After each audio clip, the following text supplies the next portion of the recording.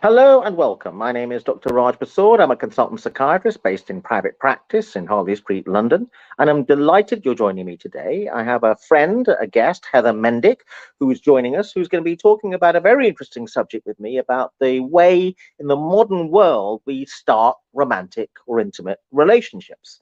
I was having lunch with Heather and mounting my usual attack on the idea that modern digital technology, which is the main way that people now use to meet each other in a romantic sense, dating apps, websites, I have argued, and I argued this in a book I wrote called The Psychology of Seduction, and I argued this in a TED talk that I gave, that these new technologies are actually destroying the art of seduction.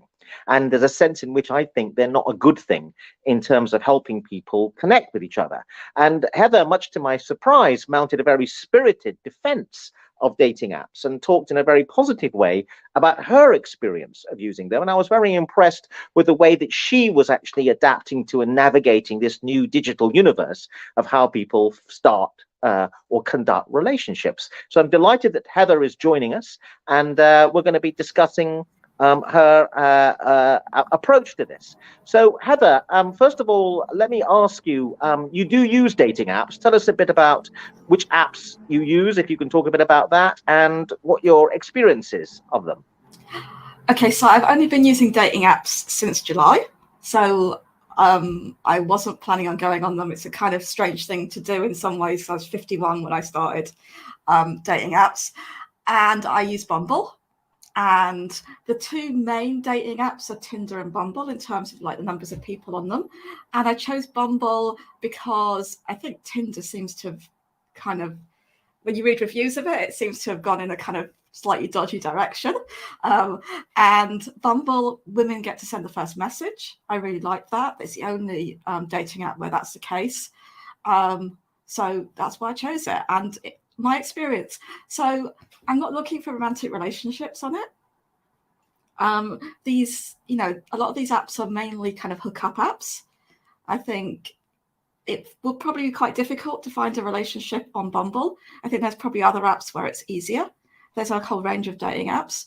But I think they are very effective as a mechanism if you want to meet people and have sex with people. It is just a really good.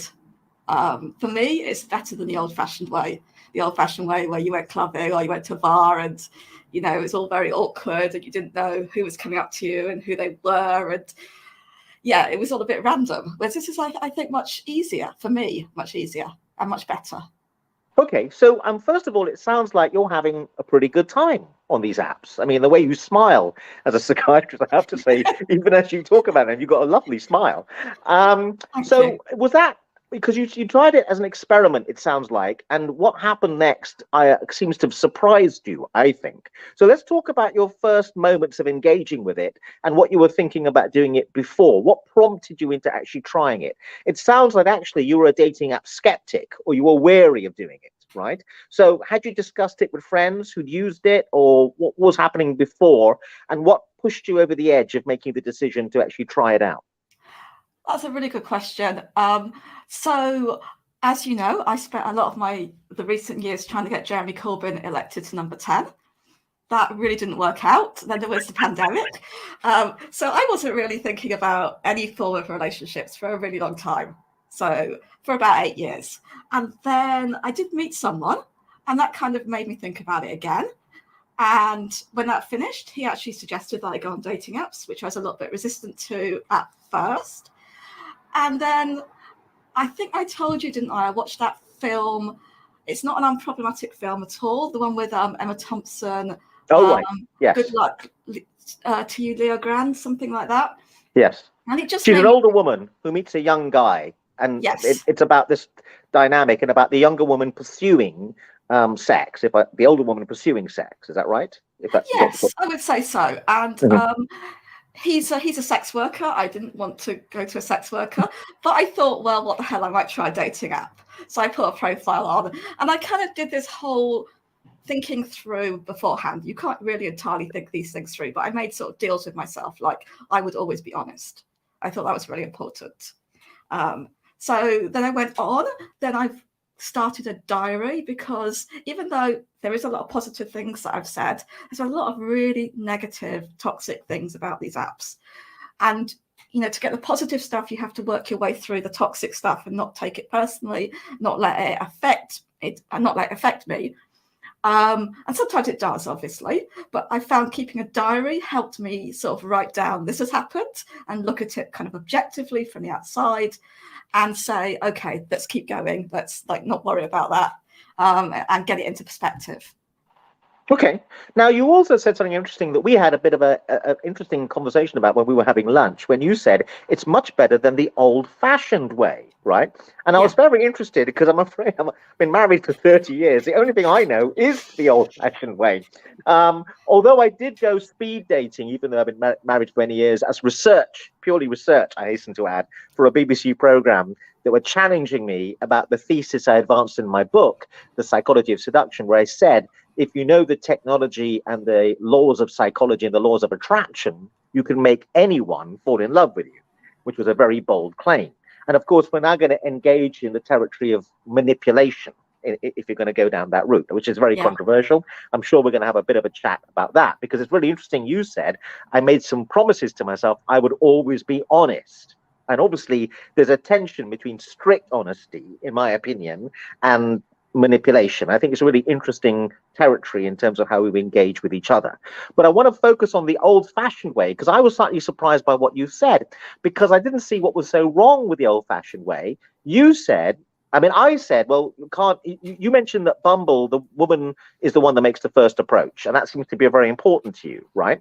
So I said, in the old-fashioned way, why can't a woman go up to a guy in a bar and start the approach or initiate in that way, for example? And you were quite interesting on that, because I see you as a very confident person. You were kind of making out how problematic to some extent that element is. And this notion of being in a bar and people approaching each other, you're saying is way inferior to the apps. Tell me a bit about that. Let's contrast the old-fashioned way, what's problematic with it, with the new way. Yeah, okay. So it's difficult because the old-fashioned way I mostly experienced in my 20s and 30s. So I was a different sort of, I was less confident then, I was less sure of myself than I am now. So it's not a like-for-like comparison, because I don't know how I'd be with that method now. But my feeling is, so you're saying it's destroying the art of seduction, but I would say also, well, what's so great about seduction? There are lots of problems with the art of seduction. And particularly from a woman's point of view, the assumption is always that in terms of heterosexual relationships, the assumption is that men always want sex, and that women's role is to hold off, to hold out, to be seduced, to be in that passive position, and the man's role is to seduce, right? That is the kind of background assumption. And it's not that you can't break out of those roles. Of course, people can break out of roles. But when you break out of those roles, you're judged for it in particular ways. And that's difficult. And it also means if you're being judged by the person that you're approaching, that's a problem as well, because you may not want that judgment put on you initially, and you may not know how that person will react to that behavior from you. So I think it's very difficult. Certainly at my age, I could not, as a woman in her 50s, go up to someone, who's there with his mates, who's 28 years old, say, hello, I'd really like to have sex with you.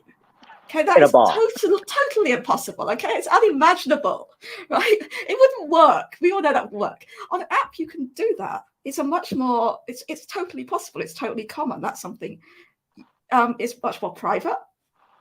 So it's safer. If that person suddenly unmatches with you, you've lost nothing. It doesn't matter. That person doesn't know you. All they've done is see some photos of you. You're not in a public place where other people are experiencing your kind of rejection. And there is a kind of acceptance that people can be direct on these apps, that there is a possibility of meeting on more kind of equal terms, I think, than seduction allows. Okay, so I think that one of the things you're saying is that the rules of the game, in terms of the sociology of the conditions under which you meet, everyone accepts certain rules on the app, where in a bar, it's not quite so clear what's going on when a guy is with a group of people and you go up to him. Whereas in an app, it's more acceptable. It's kind of more almost expected, right? This thing about the woman making the first move in Bumble seems very important to you, and I found that a bit puzzling as to why that is so important. Tell me a bit about that. So on dating apps, there's a ratio issue that there is. I think on Tinder has 80% men compared to 20% women. I think Bumble's a little bit better. It's around 2/3 men to 1/3 women, but apparently the UK statistics, it's much more dominated by men than the global stats. So it's probably around 80-20 anyway. So what you're going to get, and also men approach these dating apps differently because of the ratio. They're probably going to swipe and message pretty much, most of the people on there, and women aren't, right? So you're going to get deluged. On a practical point of view, you're going to get deluged with messages, and that's not easy to navigate. And most of those messages, because men are sending out lots of messages, are going to be really not helping you to distinguish. They're going to be hey, or hey babe, or something like that, right? Very generic, but they can send to anything and anyone. So that is one thing, but also it is, I think, for the reasons that I said, it is good that the app says, like, women make the first approach, you get to make that decision, because there is issues around power in relationships, there's issues around control, there's issues around safety, and I think all of that feels better when I'm making that first move, that it's my decision, and it encourages me to have more control over the interactions. I think maybe that's just me, but I think that's probably a general pattern, that if you have the woman making the first initiating step, then I get to set the tone, I get to feel more in control. I think women generally would feel more in control. That is really important because there's a lot of really toxic behavior, and that is really not nice to deal with. And there's a reason why a lot of women leave these apps, why there isn't as many women on them as men. I'm assuming the toxicity is part of that. Tell me a bit more about what you're referring to when you say toxic behavior. Tell me a bit more about that. So there are people who lie. I mean, there's this thing called travel mode. This is a very simple one. Travel mode means that you can change the location of where you see women, right? So you're supposed to use it, say you're going on holiday somewhere and you want to kind of meet people beforehand and chat to people beforehand. You can say, oh, I'm going to go travel mode to where I'm going on holiday next week, which seems fine. But people use it just to access profiles in different places, and they can travel mode to a different place every day. And they're not honest about that. So there was one guy, I've stopped. I just automatically left swipe on anyone in travel mode now because I don't want to deal with it. But for a while I was experimenting. So I right swiped on a couple of people and I said something like, where are you? Because people use travel mode sometimes, pretend that somewhere they're not. Are you going to be coming to London? And he said, well, no, but my sister studies in the UK, so I might come at some point. So I was like, okay, we'll just keep us matched. And then when you come to London, message me. And he said something along the lines of, well, I wasn't going to stay on Bumble for very long because I've got a girlfriend, I'm cheating on her. Which is like, maybe that's very honest, or whatever it is. But a lot of people won't even tell you. I mean, a lot of people will match, will say they're going to meet with you, will set a date, say a week ahead, will try to get stuff out of you in the intervening period, and will cancel at the last minute. And I can now detect that behavior. I'm like, I never make a decision based on it, but I will put in my diary, I predict this person is going to cancel at the last minute and see if I'm right. Because you can identify the patterns of behavior. And I think sometimes it might be because they got a partner. Sometimes it might be because they're nervous about meeting. I don't know. Sometimes it might be pure manipulative behavior, a desire for getting something out of someone and feeling like you have power. It's not really worth worrying about people's intentions, right? It's just like trying to understand that. And there's a lot of people who, people will ask for photos, and when you say no, they'll try and persuade you to send photos. So it's like, why are you asking me for something that I said no to? And there's just a lot of low-level kind of harassment. Sometimes it kind of goes up a bit. There's a lot of pressure put on in the chat, but mostly it's just very low level, which is not nice. Yeah. Yeah. So one of the things you mentioned there is men's approach is so generic, it's unhelpful, right? And maybe even off-putting, right? So I think that's really interesting for men who might be listening to us to think about. one of the reasons you prefer to make the approach is being deluged with approaches from men, is unhelpful, and their approaches are so generic. What I'm thinking immediately is why they don't realize that. But men seem to be actually really bad. It's kind of what you're saying, if left to make the first approach, which is interesting because historically men were meant to make the first approach. But it seems to be, and I've seen this in action when I was hanging out at a drug company. Well, I was at a doctor's conference, and at a doctor's conference, lots of drug companies turn up and send out drug reps. Yeah. And the doctors are all middle-aged, balding, and in their mid-50s, like me. And the drug reps are no surprise, early 20s, very attractive, very attractive young people of both genders, I hasten to add. Anyway, so I found those people more interesting to hang out with in a totally innocuous way, I hasten to add. And I saw them in action in nightclubs, and I was quite astonished because it's a long time since I've done that. But some of the young guys who are like 21, it was quite astonishing. I mean, they would just machine gun scatter a very quick chat up line, which was, "You're hot." Yes, exactly. And this guy, I had to follow him around because I was just so amazed to see this phenomenon in action. He was like every single girl at the nightclub. We were in Seville, in Spain. I don't want to get into trouble, but anyway, we were in, it was a few years back. We were in a nightclub in Spain, and he just went up to every single girl and said, "You're hot, you're hot, you're hot." I was just astonished because, amongst other things, he got so much rejection. I was reflecting when I was 21, by the third rejection, I would have been suicidal. He just kept going. He was impervious. And we hung out for the whole evening with me and his friends. And I thought, I can't work out what's going on here, because this is, to me, so blindingly obvious, a very unlikely to work maneuver.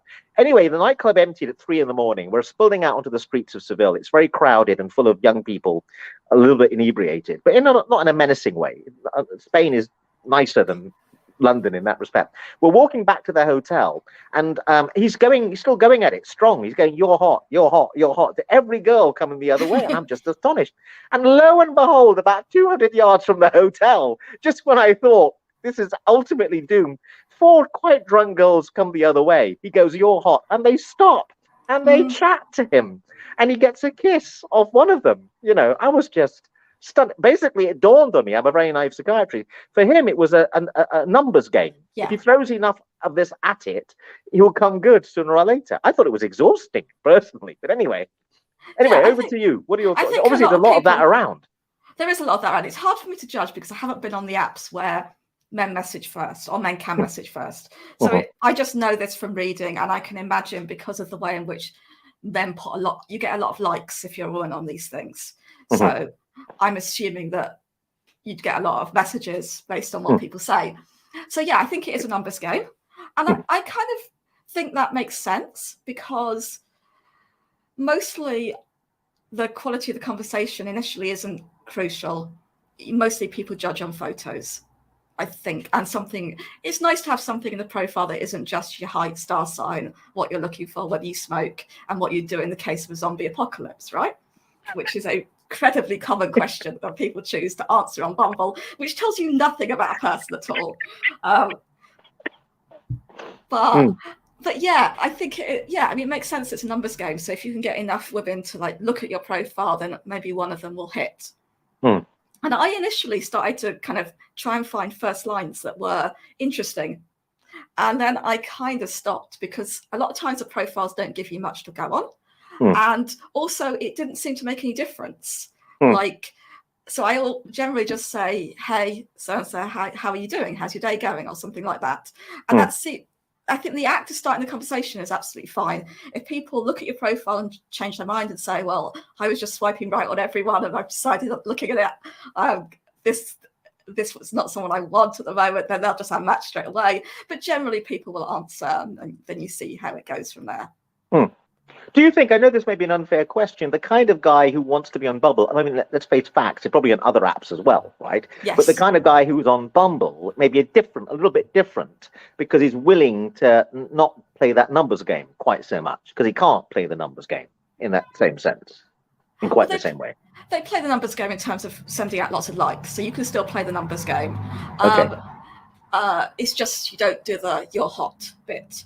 I mean, I said liking someone is saying you're hot, right? That's what that act is Yeah. when you Yeah. swipe Okay. right Yeah. on someone. I think my experience is generally people are on lots of apps if they're male, and I think women generally are on one app because you have more. I mean, women get more action on these apps. They get, and so it makes sense that they would be on fewer apps.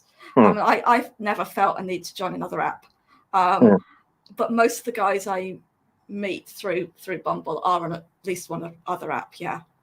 Okay. Now tell us a little bit more about the initial encounter, because my argument is that people are really bad at this. And this phenomenon you describe where people banter with each other via text message for quite a bit and then never meet. And it's very frustrating because they set up a meeting. And what on earth is that about psychologically? I can't fathom why they're almost stringing you along and then don't do. I've noticed not just you, but a lot of people have mentioned this phenomenon, and it's very frustrating. One guy I was talking to who is in the tech industry was thinking of trying to create an app that eliminated that possibility because it's so common. And there is this other app, I think, called Thursday or refers to Thursday, where by definition you have to meet up, it seems, as part of the constraint of that app. Otherwise, if you haven't made a date by a certain time with the person you're bantering with, the data gets wiped or something like that. You're actually forced to set up an appointment and turn up, apparently. So it shows it's a really widespread problem. So what's going on there, in your opinion? And what's your experience of that? So, yeah, it is definitely a widespread problem because a lot of people in their profiles will put, I don't want to just message, I want to meet up. And so it's clearly, massive. So I don't know. Like I say, a lot of things are going on. I think there is a lot of anxiety. And some people have said that. Some people at a certain point will say, actually, I'm really worried about this. And then we'll talk about that. And sometimes that means you meet up, and sometimes actually they just go silent when you're supposed to meet, and you realize they haven't got over their anxiety. And one thing I've really noticed is, like, when I was younger, I think I was very, very confused and anxious about relationships and sexuality and everything. And now that I'm less confused, I'm more less anxious around it, I can really see the confusion, anxiety, and the lack of confidence in men around relationships and sex.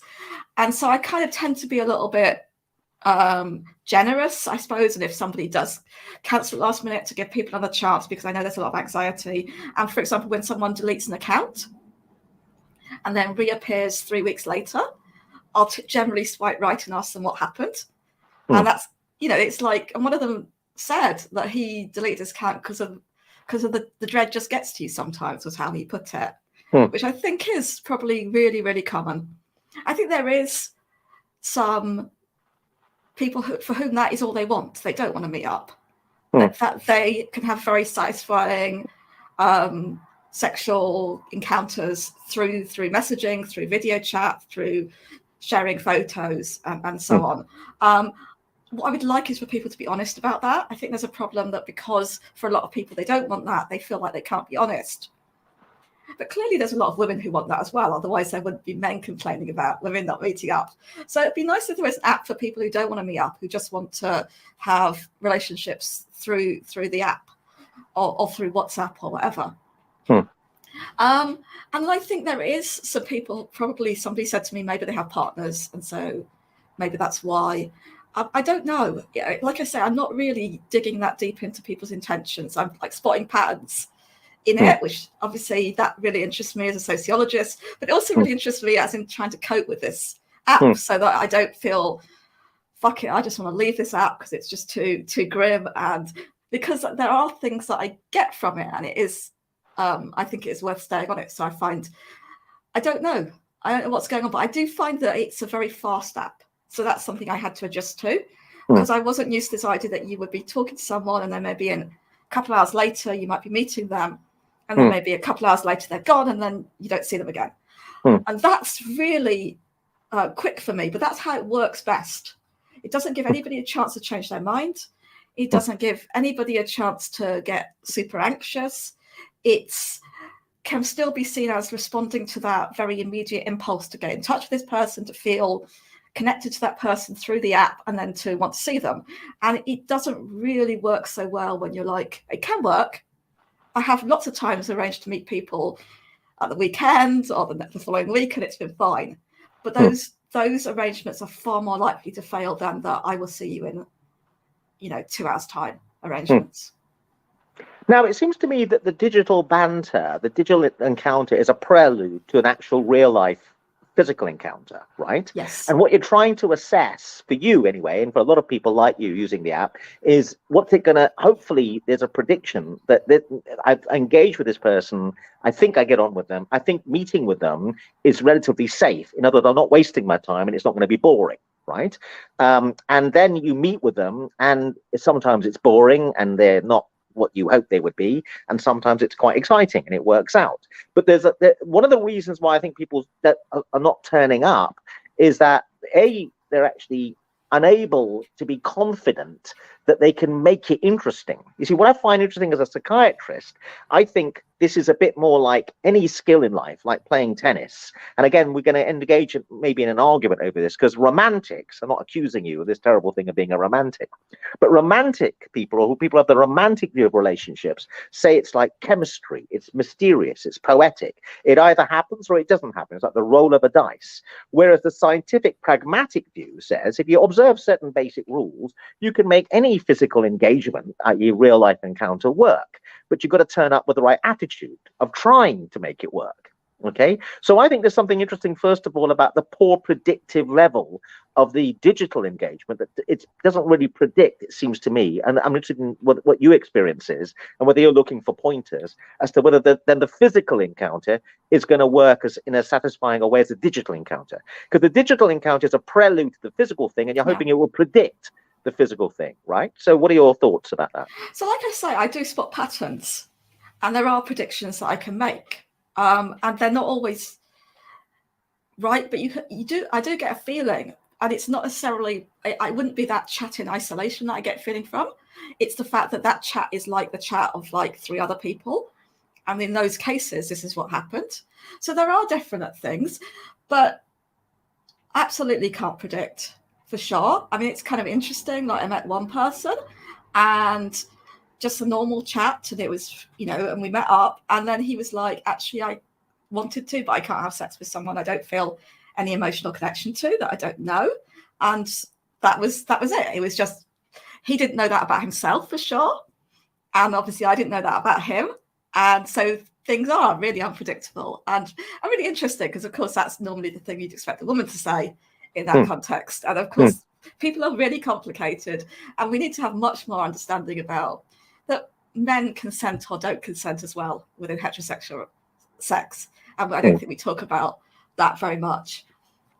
So what we're talking about, predicting how the digital encounter predicts the physical encounter. So I think it is useful for working out whether someone's going to be listen to you, and that's really important, and pay attention to you. That can help, like how people interact, where they say, yeah, I'll be over in a certain time, and they're reliable on that, and they message when they're leaving. All of that kind of stuff is really important, because it's about them thinking about you as a person rather than just thinking about themselves. So there's a lot of things like that I do pick up from the conversations. And again, sometimes I'm like, actually, I probably should have just ditched that one, because I could kind of tell from the way they were communicating that it wasn't going to work out that great. But again, I kind of want to have a trusting view of people and to give people chances. I suppose that's my nature. I don't believe in nature. I'm a sociologist, but you know what I mean. And I think sometimes I'm getting a bit better at just saying, no, this is just a weird behavior, so I'm going to just shut it down right now. And weird behaviors can be really tiny things, like just, oh yeah, I completely forgot about that. But this. And that's also to do with other people's, I think younger people have different kinds of lives to me. Generally, not everyone, but generally when you're younger, your life is a bit more chaotic, and you are more used to kind of just on a whim doing stuff than I think I am now, that my life is much more structured. And so part of it, I have to be kind of understanding about that. But part of it is just, you should have just messaged me to say earlier than this kind of thing. So yeah, you can work a lot out, and it isn't really talking about what you're going to do. It's just seeing how people communicate. Yeah. So if we're going to continue and get into more gory territory, and of course you don't have to discuss it if you don't want to, but we talked about the fact there's a sense in which the digital flirtation is an attempt to figure out what's the physical encounter when we meet for coffee going to be like. Now I'm going to go more gory and say the physical encounter with the coffee is an attempt to figure out what's this person going to be like in bed, I think. And so I think also there's a very poor predictive relationship between the two. And I wondered what your thoughts were about that. I think the actual online digital encounter is attempting to predict what someone's going to be like in bed. Mm-hmm. I think it skips that far. But, yeah, I agree. Yeah, and so again, it's like if someone is paying attention to things, if someone's read your bio and asked you questions about that, if someone, all of those kind of things just show that they acknowledge. I think a lot of the problem is that men maybe don't accept that women are human beings independent of them. And like, you want to see that someone's doing that. That's just a very simple thing. I don't mean that generally. I just mean that in this context. And it's just weird sometimes. It is. And so you want to see that someone isn't doing that. You want to see that someone is like seeing you a little bit. Yeah. And that seems like a weird thing to say when you're looking for just casual sex. But it is really, really important. You can't have any kind of positive physical relationship with someone who's not acknowledging you as independent of them, right, and their needs and their desires. Yeah. Now, this is really interesting to a psychiatrist, that what you said, paying attention to. I think this is massive, right? And I think we've got a real problem that people are not paying attention. Even simple things in conversation. When you say something and someone has not been paying attention and they think you've said something that you never said, for example, which happens a lot of the time. It doesn't happen with you, because I noticed that when I was talking with you, you are paying attention and to what I'm saying, and I hope you feel the same way about what you're saying. But you can detect that in particular when people pick up a nuance or a small thing that's going on in the conversation, right? So again, what are your thoughts about what's going on there? I mean, we're both in a way in a similar field because we're both about noticing what people do, and we're both really interested in an academic, intellectual and personal sense. Otherwise we wouldn't do what we do about what people do. So maybe, we're not a great sample, but I have to say I'm really quite alarmed by how little attention people pay to each other in just basic everyday conversation, I think. Yeah, I think I'm less negative than that about it. I do definitely tend to overthink things, so I definitely pay a lot of attention to the micro interactions and to what these mean and to what people are saying.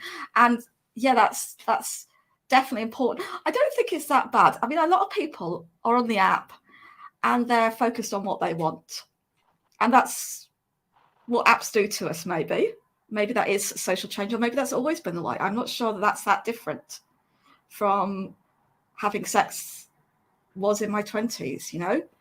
I think there's a kind of structuring of heterosexual sex around male desires and needs rather than women's.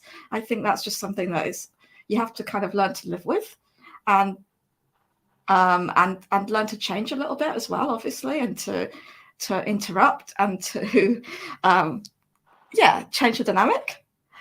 But I don't think maybe online has changed it a bit, but I think we can get a little bit too obsessed about online changing things. So there's always kind of generalized anxieties about online changing things, and it certainly has. But there's been various concerns in the past, haven't there, about music and television and all sorts of moral panics about young people. And I think we might be exaggerating the extent to which this is a new phenomenon.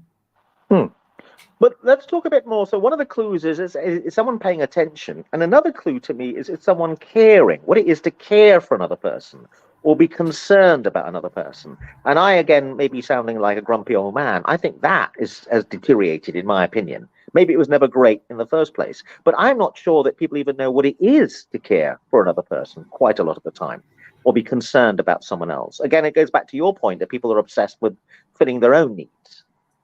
Well, I was making that point in the context of the dating apps and the idea of the hookup, right? I don't think that necessarily applies beyond that. I don't think I would want to generalize from these very kind of, they are quite transactional encounters, even though they can be really nice, and you can really have lovely conversations with people. And I really like that I'm meeting people that I wouldn't normally meet, and all of that stuff.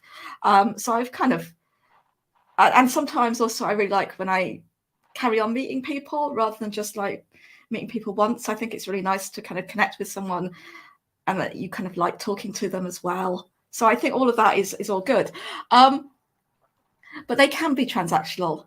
It does encourage transactional interactions, but then so did meeting people in bars, right? And meeting people in clubs. They're very transactional interactions. I wouldn't think you would go to a club, look at people pulling in the club back in the 1990s or whatever, and say, oh, well, it's terrible that people don't care about people anymore. You can't do that, because actually the caring happens somewhere else and in different ways. And it even happens there, but it's harder to recognize. So I would say that about these dating apps as well, I think. Yeah, so I was very troubled at first when people are very discardable on dating apps. So it's like you have a conversation and people could just unmatch in the middle of the conversation. It's like, where did that go? And I felt like that was really weird. And there was this guy, sociologist Zygmunt Bauman, who wrote about liquid everything. So how we have a liquid society, nobody has permanent jobs anymore, nobody has permanent places they live, nobody has permanent relationships. And I thought, this is such liquid stuff. Everyone's just moving on. And I've talked to a friend about it who's also on apps, and he was like, I don't think it affects how people deal with other relationships. And I think I've come to that point of view as well. I don't think it has changed how I relate to other people at all. And maybe I'm being stupid about that, and maybe it has. I don't feel it has. I think different apps and different contexts do different things. People are different at work. People can often be quite nasty to people at work. I don't think they take that necessarily into other places.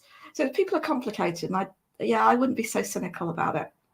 Okay, so I think that going back to the male-female dynamic, you must feel free to slap me down if I say something politically incorrect, but I think men in this dynamic feel under test. They feel they're being tested by the woman, or the woman sitting there with a clipboard and judging them, right? Yeah. So men feel they have to perform, going back to the dynamic we're discussing, that traditionally the man seduces and the woman makes the decision about whether she's seduced or not, right? So what would you say? I mean, I know this is a very tough question. I'm putting you on the spot here. Feel free to run screaming from the room.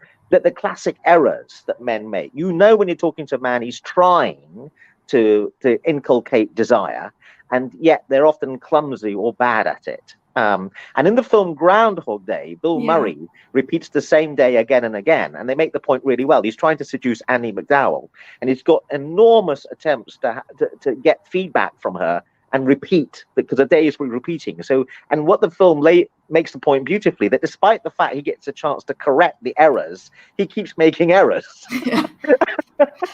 over and over again. Anyway, what are your thoughts about that point? So the judgment thing is interesting. So one of the things which I've thought about a lot is the metaphors that we use for sex. So perform is a really, really bad word to use, because a lot of guys will use it, because perform suggests, first of all, there's an audience, right? And that's not great to be positioned as an audience in the act that you're a participant in, right? And again, it's positioning women as passive and men as active, and also it means it definitely puts a position of judgment.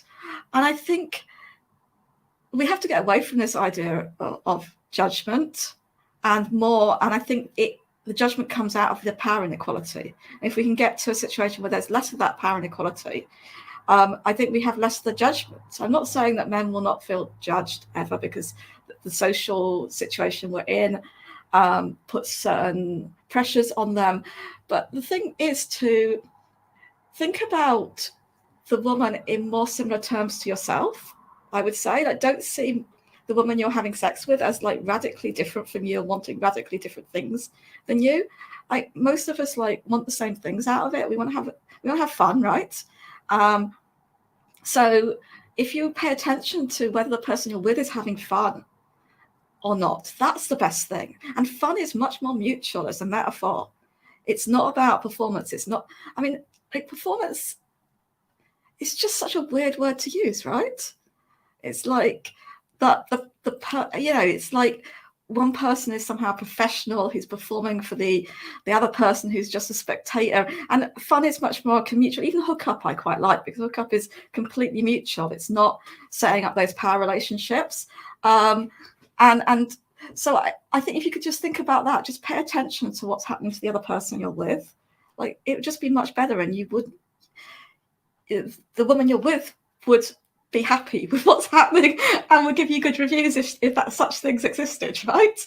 It's just about paying attention to the other person and seeing them as a human being who's similar to you, who has the same issues as you, and listening to them and all of that.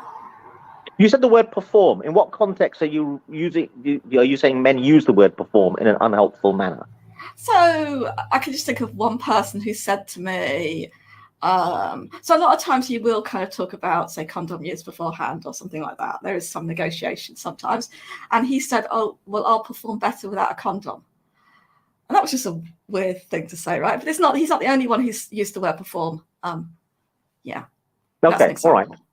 Yeah, okay. Now let's talk about another gory subject, which is talking about sex before having sex. Because I would argue that actually the research evidence, I know I'm being a bit clinical and scientific and romantic, suggests the more you can talk about it, the better it's going to be, rather than plunging in. But in Hollywood movies, that doesn't happen. In Hollywood movies, people meet in a lift, their eyes lock, and they've had amazing sex by the time they reach the 5th floor. You know, there's no the romantic ideal is you're like superhuman, and it just happens, right? And there's the idea of having a conversation about what the other person likes or what the other person wants to do is not in Hollywood movies, and it feels embarrassing and clunky. But what are your thoughts about that? The evidence would be the better you can have a conversation, the better it's likely to be. Yes, I mean, clearly the representation of sex in Hollywood movies is appalling, and really? Yeah, it's damaging, right? It's just like it's not realistic at all, right? It's like, yeah, I mean, I agree. And one of the things it misses out is the fumbling nature of first sexual encounters, right? And that factor, there's no fumbling. You know, going back to the word performance, there's just like so there's things that happen in it which are commonly in sex that's depicted on screen, which are really difficult to do, like the having sex standing up against a window. Like, the guy's got to be pretty strong for that to actually happen, right? That's really. I get the feeling you've tried this stuff. I talked to someone about it because it was like, that is just like a thing you see all the time. Right. So okay. So anyway. Right. So I mean, so talking about sex is awkward, and because there is this dynamic on there that people who want to get stuff out of you will often try to get you to talk about sex but not want to meet up. I've just kind of done a general I don't sex before I meet someone rule, and I explain that to people, and that people either accept that or don't, and if they don't accept that, that's fine. But mostly people accept that and understand when I explain. And it's quite good to have these conversations about how difficult the apps can be with people. I think it's helpful that people know that it's, you know, difficult for women as well, because I think they probably see it as difficult for men, and I think the difficulties are different. I think there are different ways of talking about sex and different points at which you do it. So talking about sex can be during sex, right? It doesn't have to be like, let's have a 10-minute chat before we kiss, right? It can be like, okay, now I don't want you to do that, right? Or I do want you to do that, okay? And it can be non-verbal. It can be all sorts of, it's about communication. But certainly I have had, with people that I meet more than once, I definitely have had some conversations about it. And initially I found that quite difficult. I think it is quite difficult to talk about sex. We're not used to it. It's embarrassing. It's cringy. I feel weird about even doing this show because I feel like the trolls on Twitter are going to have a field day if they find it, right? Because there are expectations about what you will and won't say and what kind of person you are for that. But I found it much easier because in the end, like you say, it's better if you talk about it.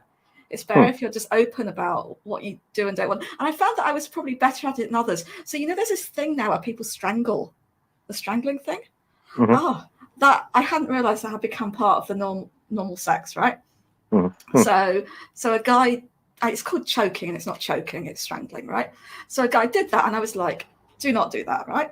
And I thought it was just him. And then someone else does it. I'm like, what is this thing, right? And we had a conversation about it. And this guy said to me, well, actually, most young women ask for it.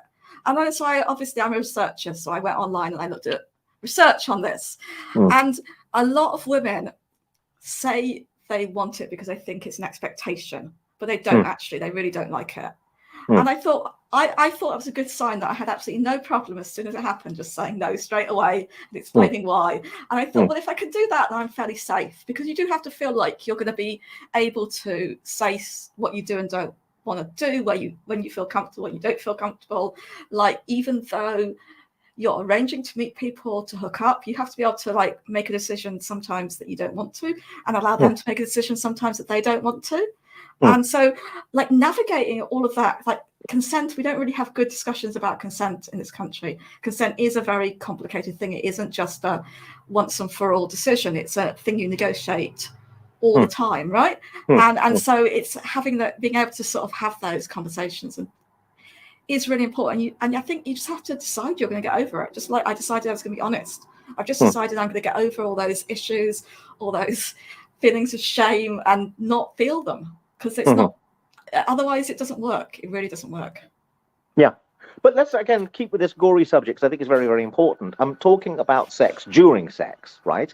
I think for a lot of people, if there's something to have a conversation about what they like or don't like in the middle of the sex act, they actually take an automatic view that something's failing, right? The very fact you're having a conversation is a sign it's not going well. And because, again, that's a Hollywood idea. And actually, that's the wrong interpretation to take. The more you can take guidance or whatever, or training or whatever the word, or a conversation, the better it's likely in the end to be. But to just view the fact that talking during sex is a sign of failure is often a common idea and not helpful, I think. What are your thoughts? Totally agree, for all the reasons I just said. Yeah, totally. It's nonsense, right? It's like, I mean, it varies how much you talk, and sometimes when you know a person quite well, you're not going to talk very much, right?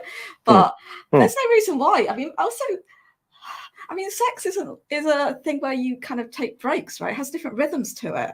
It's not like you pursue. I mean, I really don't like this kind of normal sexual script where you start start with the male erection, end with the male ejaculation. It's the classic heterosexual sex. That isn't great sex for me. And I suspect for many women, sex is much more kind of, you want something that's much more playful, I want something that's much more playful, much more with different rhythms, which might have pauses in it, which might, all that sort of stuff. There's definitely plenty of time to talk and to direct, and there'll be different levels of intensity within it, right? So there's different levels of intensity. There's different points at which you really don't want to talk and you can't talk, and the points at which it just feels completely normal to be talking and doing different stuff, and if you're having a massage or massaging someone, you can definitely talk, right? There's no reason not to, and why shouldn't you? And why shouldn't you be working out which parts of someone's body are sensitive through that process? And then so for sure. That notion of playfulness, I want to talk a bit more about that. You said that, why can it not be a bit more like this? Could we talk a bit about that? Because I think, again, men are quite anxious about that, going back to this notion of performance and that classic script that you refer to. So part of what you're discussing is helping both parties, particularly men, maybe relax a bit into the thing. What are your thoughts? I think so. I think that a lot of the anxieties that men have about sex is about crudely, it is about performance. It is about getting hard, staying hard, about penetrative sex, and about not coming too quickly, right? These are essentially the things that men get anxious about. And actually, like, I have lots of really good sex that doesn't involve penetrative sex. And I think, like, that would be dismissed as, like, lots of foreplay. That's just ridiculous, right? I don't understand why that is still so dominant in our culture, really. Even though there is a lot of good discussions around sex and things are changing, that does seem to, like, it would be easier for men if they realize that that isn't the best thing. I mean, there's a really good website. Do you know Bish, the Bish website, Justin Hancock's website on sex education? He writes really good stuff around. Actually, most women aren't going to have an orgasm from penetrative sex, right? So just forget that. It doesn't mean you shouldn't do it. It doesn't mean it's not great for lots of the time, but you need to think about it much more broadly. And I think you're right. I think that would be much easier. If you're playing, then there isn't so much of a success failure dynamic as there is with the other indicators that we're talking about and the other ways of performing. So it just becomes much more just like relaxed. And yeah, I hope that's my hope. So again, I'm going to land myself in trouble here, but I agree with everything that you're saying. But I also think there's a sense in which we're losing that art, because that art exists elsewhere. And one of the places it exists is on the dance floor in terms of formal dancing, like Latin American dancing, bachata, salsa. There's a playful male-female dynamic, or I know that's a bit heterosexual, but anyway, with the two people dancing on a dance floor, if they're following the rules and the structure of the dance is playful and it's also erotic, quite a lot of the physical contact.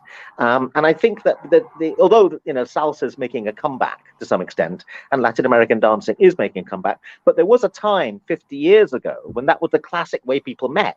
They met and they did this formal dancing thing. And today, if you want to do Latin American dance, people often, there are holidays now where you go to Cuba or the Dominican Republic and you tour these clubs there. And you can go till 5 a.m. dancing in different places.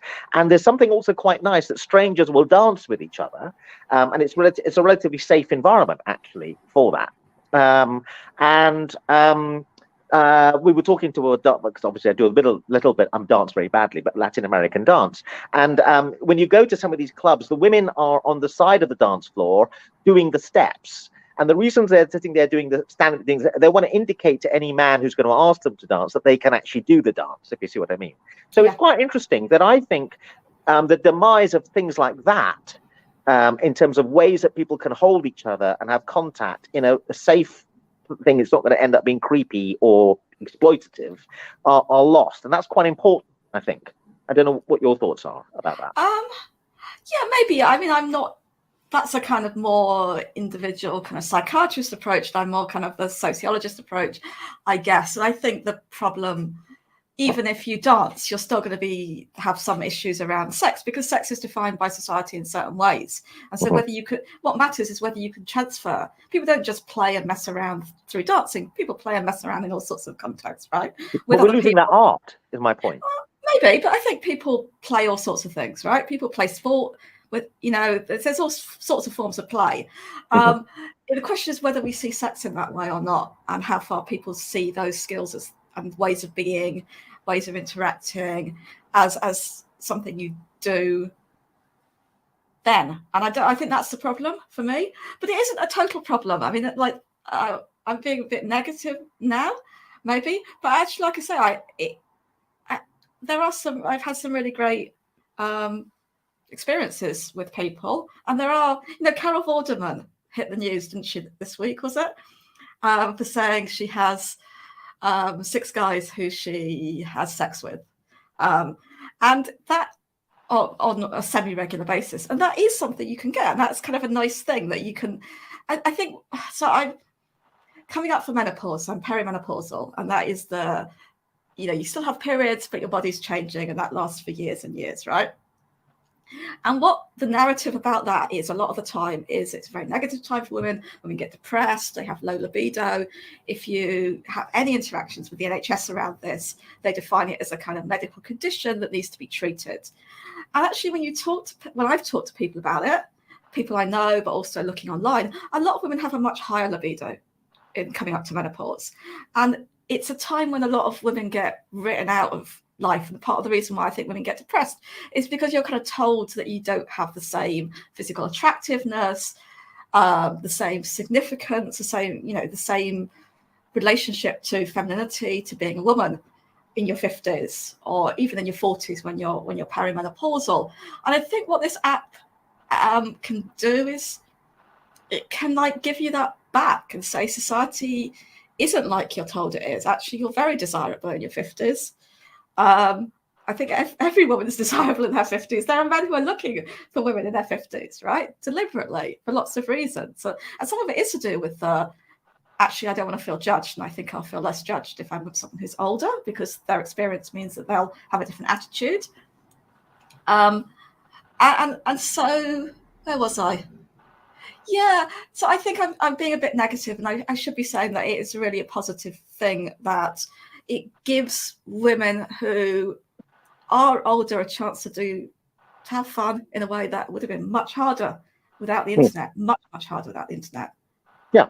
Well, we're running out of time a little bit, Heather. It's been fascinating talking to you. But one of the things I find very impressive about you is about this idea, let's make this thing work, this very positive attitude you have. And the thing you admit to, which is not acceptable in Britain, about having fun and making something work, and that it can work, that life can work, particularly in this problematic area. But in the short time we got left, another very interesting thing you mentioned to me that I was slightly surprised by is how problematic it is for so many people to find a place to meet at. In terms of, most people don't have a place. They're sharing a flat. And it's awkward for people just to turn up. I found that quite interesting, because we seem to come in a big loop. Back in the 1950s, people had sex in the back of their parents' car because there was a lack of spaces. The back seat of the car became a very erotic place. The back seat of the cinema, it highlighted the notion there was nowhere else to go, right? And that in a way added to the illicit nature of it, and actually made it, maybe, I don't know, quite exciting, but certainly difficult at some level. In a way, we've come full circle back to that. You were saying, actually, there's a real problem about where to do it, in the sense that people have accommodation problems. And could you say something about that? Yeah, so I don't know if this is just a London thing. There is a housing crisis in London. So the most common question I get asked is, what are you looking for? That's the big bumble question. After that, the question is, do you live by yourself? That is a really common question, because some people are living in really kind of cramped accommodation. They've got quite a small room. Sometimes people are sharing a room with other people. Sometimes that's fine for them, and sometimes it really isn't, because a lot of times people don't want automatically for people to know their sex lives, right? And to have to talk to another 4 people about their sex life. It's not always something that people want. There's lots of tensions with people who are sharing flats with other people, right? So I think even when people have a private space, it's not necessarily one they want to use. People very rarely, guys in their 20s and 30s, very rarely have their own spaces now. So yeah, it's definitely given me an insight into a different aspect of the housing crisis in London. And yeah, it's terrible, right? It's terrible. We need to build more council homes. We really do, for lots of reasons. But that means you have to invite people back to your place then, quite a lot of the time. Yeah. Okay. And did you have some thoughts about that? So I think when I think about comparisons between when I have people come to me and when I go somewhere else, I think I feel more comfortable in my own place. Yeah, it's just like I know where I am. I know what how things work. If anything happened, I'd feel like, I guess, much more in control in my own place than going somewhere else. Yeah, I think for me, it's easier. I imagine that some people wouldn't feel comfortable just inviting people around to their house. I do sometimes do that. I'll meet you at the station, or I'll meet you in a coffee shop or whatever first, because I think that puts a kind of little bit of distance and you can just suss someone out a little bit.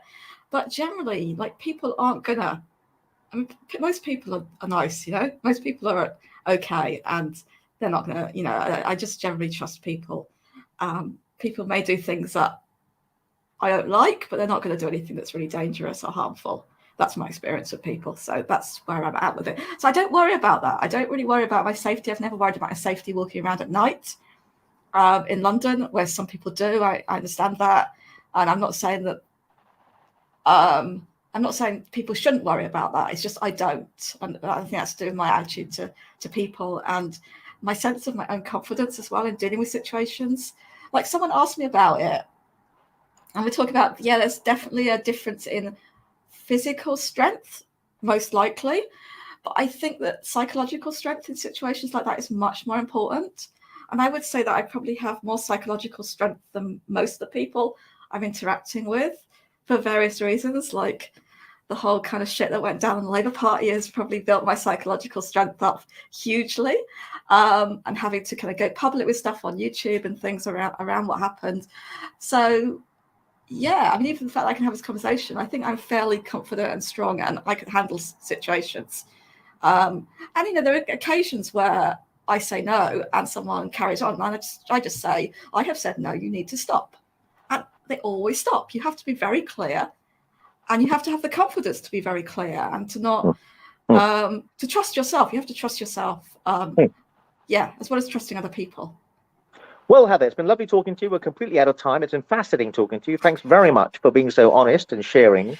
But you have a Twitter feed. People can follow you on Twitter. Could you say briefly what else they can do if they want to follow you? On ResearchGate, I know you can follow. You follow there. Yeah, you can follow me on Twitter at Helen Slagle, and that is the character from Howard's End misspelt. Okay. And I'm also on YouTube, so you can just search my name and find my YouTube stuff. It's nothing about this. My YouTube channel, of course, is totally left politics. People will find you fascinating anyway. Thank you very much indeed, Heather. Thank you.